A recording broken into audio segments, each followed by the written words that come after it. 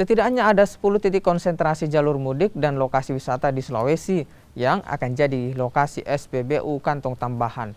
Semuanya tersebar di 6 provinsi, diantaranya Sulawesi Selatan, Gorontalo, hingga Manado. SPBU kantong sendiri merupakan istilah bagi mobil tangki dengan kapasitas penuh yang disiagakan di SPBU tertentu. Sehingga bila terjadi lonjakan konsumsi BBM dan menimbulkan kemacetan, mobil tangki tersebut secara cepat dapat menambah stok di SPBU.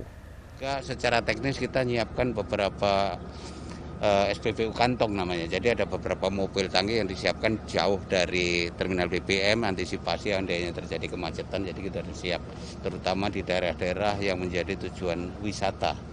Jadi kayak di Sulawesi Selatan, di Bulukumba, di Toraja, kalau di utara di Tomohon dan sebagainya sudah kita siapkan untuk kantong.